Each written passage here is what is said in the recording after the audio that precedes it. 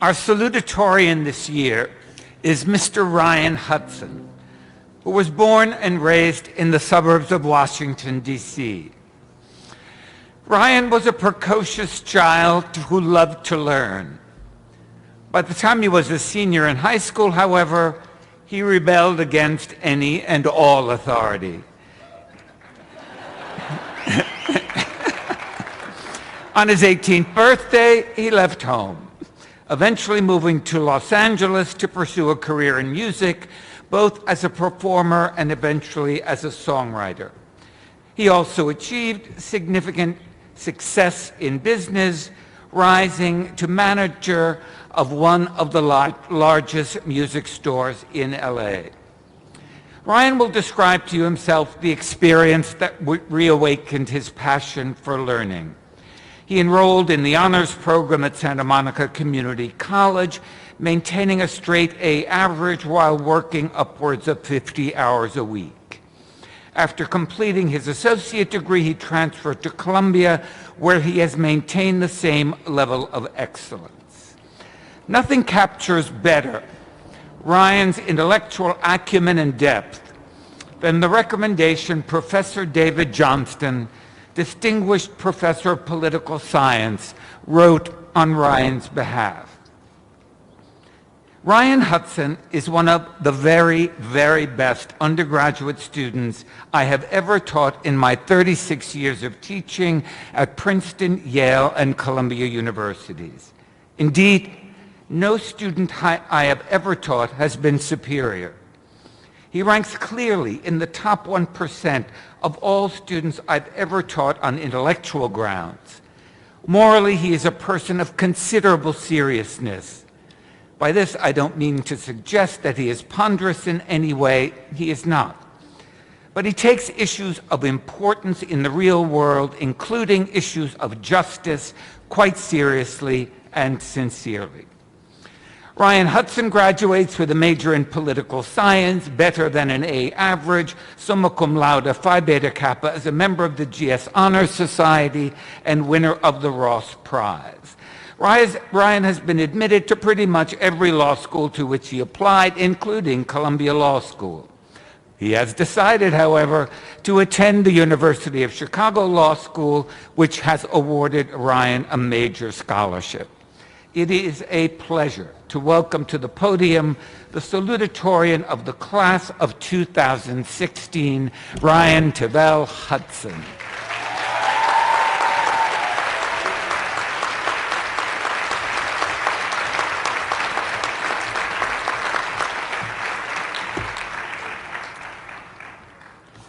President Bollinger, Executive Vice President Madigan, President Mabry, Dean Ahn, members of the faculty, guests, family and friends, welcome.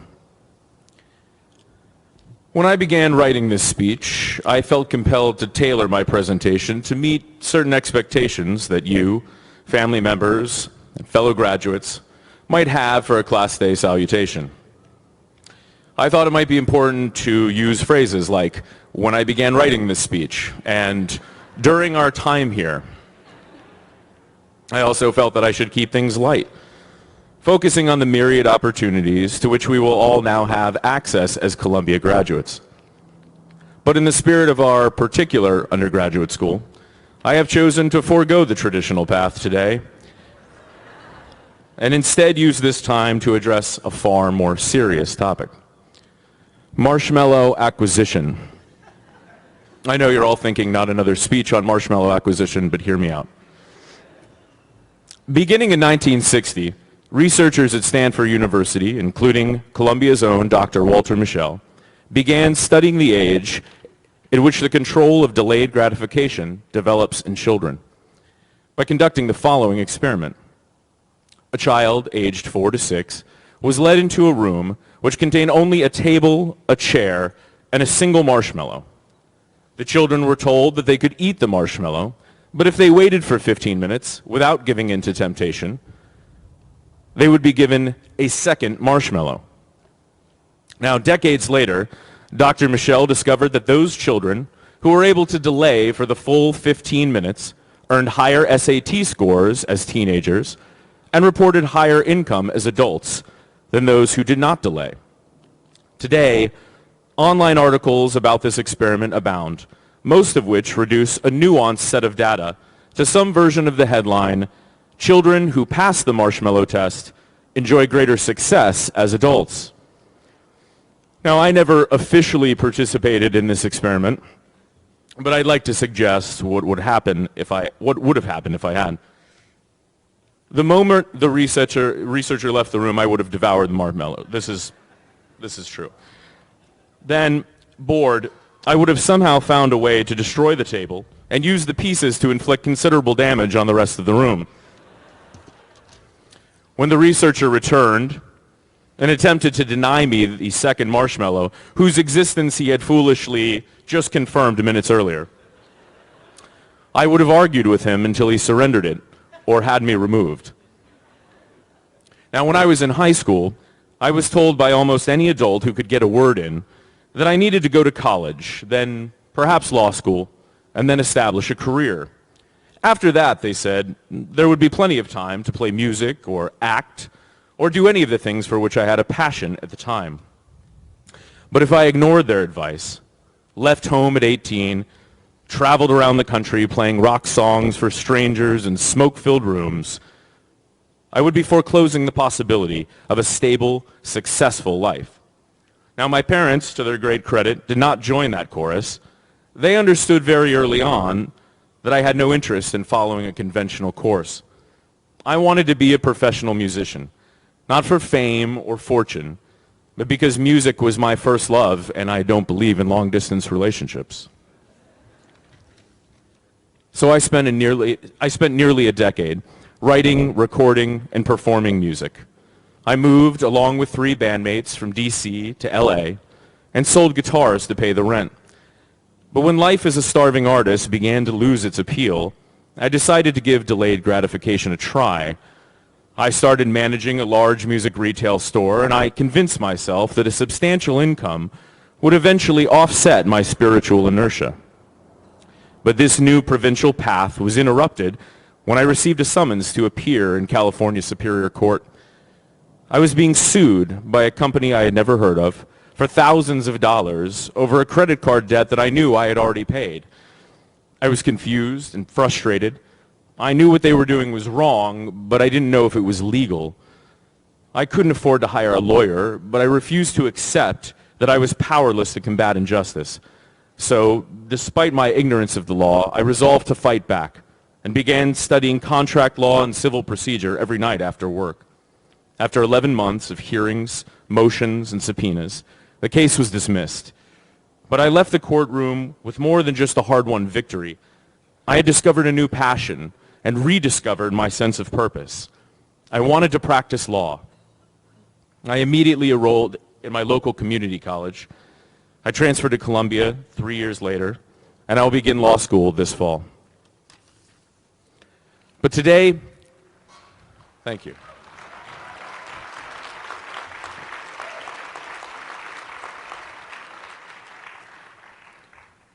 But today, I'm thinking about marshmallows and about those kids who refused to take the deal. If during the experiment, the children had been asked what they wanted to be when they grew up, I imagine that stable career professional with a healthy retirement plan would not have numbered among the most frequent responses. Because before they're confined by the conventional rubric of success, children don't place limits on their passions in order to increase the likelihood of future affluence. They want to be rock stars and ballerinas and superheroes. My dad wanted to be a fire truck, not a fireman, a fire truck, which is ambitious, and I still support you on that, Dad.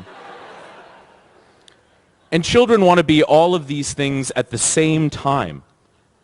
So how should we measure success? Is it something that we obtain after years of denying ourselves that which we most desire? Something we earn when we finally recognize the alleged folly of being impetuous? Or is it a process, a perspective, a resolute independence? Perhaps if we choose to measure success by the urgency with which one attempts to marry their direction with their dreams, we might think differently about the conclusions people so often draw from the results of the marshmallow test. Now, I'm not here to trash the good name of prudence, and I'll concede that we can all benefit from a little structure from time to time. But many of us are here today because we not only refuse to delay our gratification, we chose to reject the prescribed stimulus for gratification altogether, and further the implication that there is only one. Rather than sit quietly in a room for 15 minutes until we were given a reward for idleness, we left the room and went looking for our own rewards. And it doesn't matter what we found because the profit was in the pursuit. Most graduation speeches delivered this time of year echo the popular refrain, "Oh, the places we'll go." But we, as graduates of GS, have the unique opportunity to not only join that refrain, but to also add a coda. Oh, the places we've been.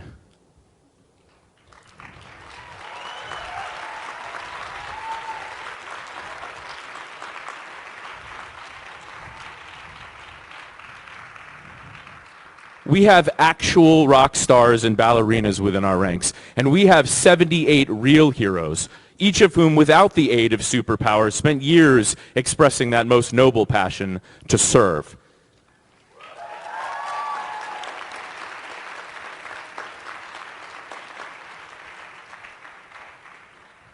If we can carry with us even a little bit of our willingness to trust ourselves, our desire to be more than what can be reflected on a resume, and our courage to fail in pursuit of purpose, then our lives can serve as evidence that the paradigm of prosperity is not fixed. The delayed gratification only correlates with success if you choose to measure it by one's salary and SAT score. In many ways, I'm still that kid that jumped in a van and set out to discover the world one stage at a time. The object of my desire may have changed, but not the motives for my actions. And perhaps delayed gratification is the more dependable path to achievement. But I'm here today because I aspire to live a life of constant gratification.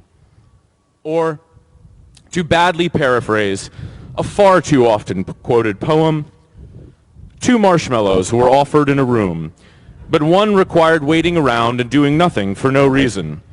So I took the one not eaten, then immediately left the room to do something interesting. And it has made all the difference. Thank you.